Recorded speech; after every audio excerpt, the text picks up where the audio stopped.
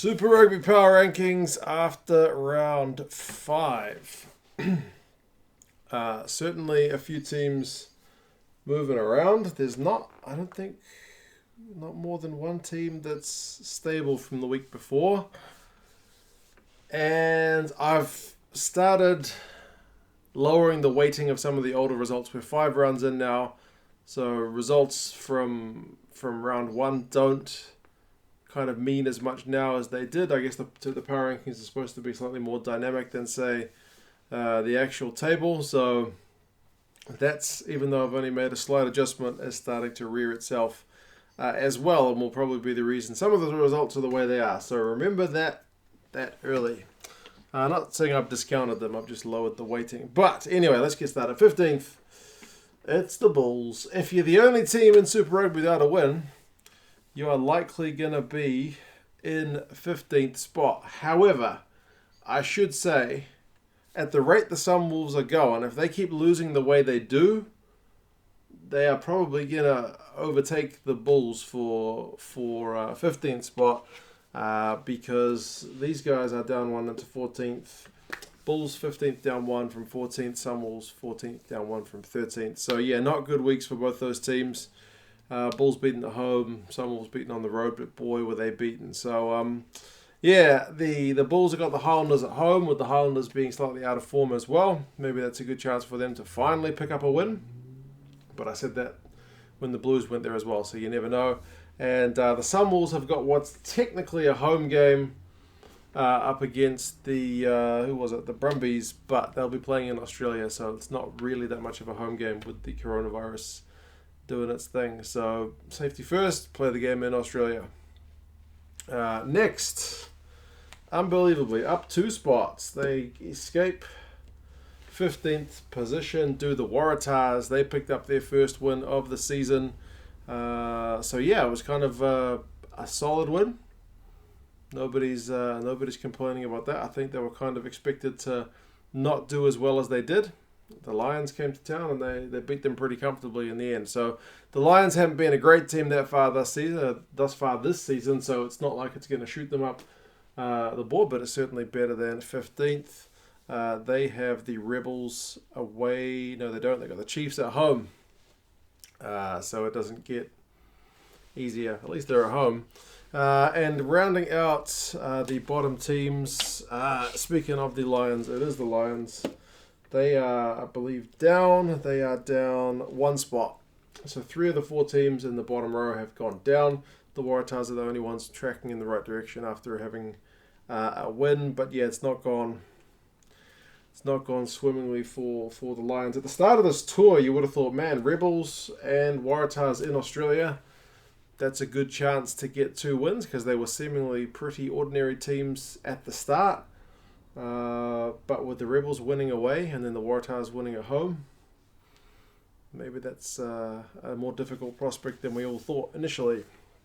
Next, the bottom ranked New Zealand team on the power rankings is the Highlanders. And yeah, they've been disappointing. Highlanders fans, I think, are frustrated and want to see something different from the guys because that was a pretty flat home loss. It wasn't a hiding or anything, but it was just very disappointing. The home is usually the kind of fortress for the Highlanders, and then they just pick up whatever points they can on the road, but they've already dropped 2 at home this season, so not great. They are down 1 spot. They've got the Bulls away, like I mentioned, which is never an easy place to go, but hey, if the Blues can get a win there, you never know. Next, it is the Reds. Now, the Reds are down 1 spot. They did have 10-point loss against the Sharks. To be fair, the Sharks are looking a pretty good team, so there's no real disgrace in losing to that Sharks side. I thought they might have been tracking better than that, but nah, the Sharks were just a cut above. There's a clear divide between some of the teams, and there still remains that one between teams like the Sharks and teams like the Reds, but it's not all doom and gloom for the Reds, but it's kind of a familiar story with the losses starting to add up, even if some of them were respectable ones. For them, the Crusaders away. Good luck. Rebels. Rebels are there in ninth, so fourth Australian Conference team. They are actually up 3 spots, and that's kind of a deserved one with the away win in Dunedin. Nobody was expecting that.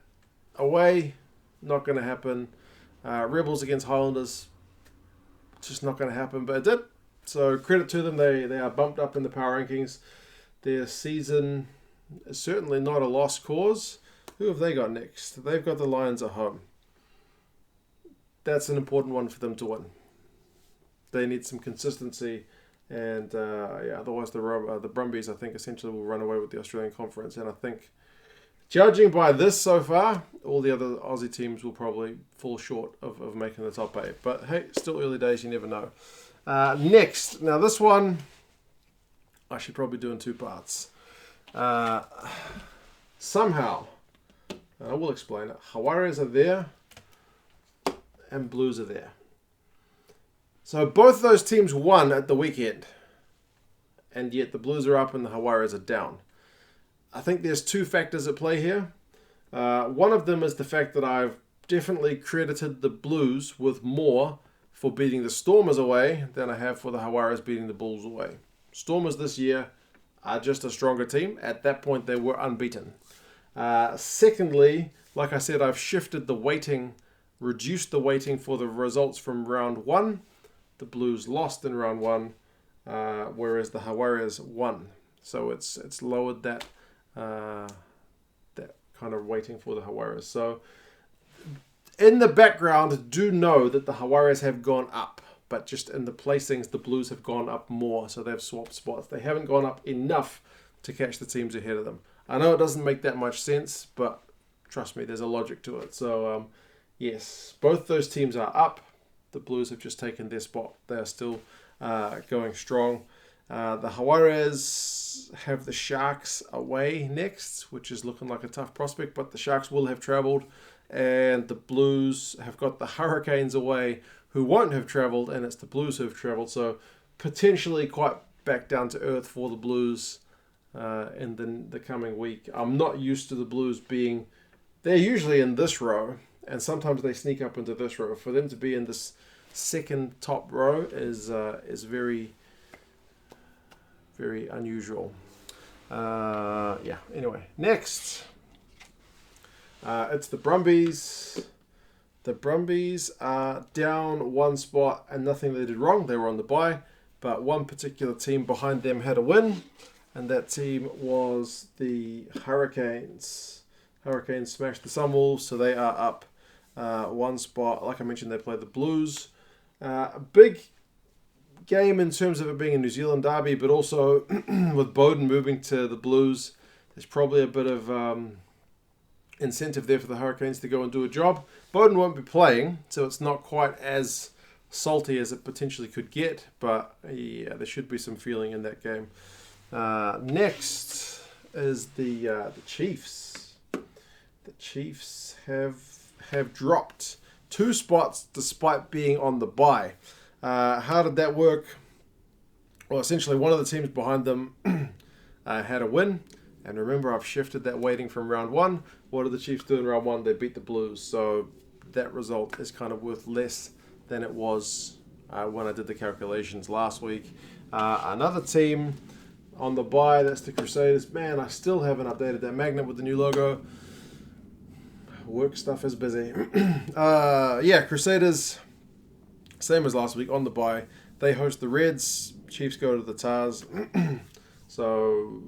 yeah, it's funny that the 3 teams, Brumbies, Chiefs and Crusaders, all were on the bye at the same time when they were all relatively having good success in Super Rugby thus far this season.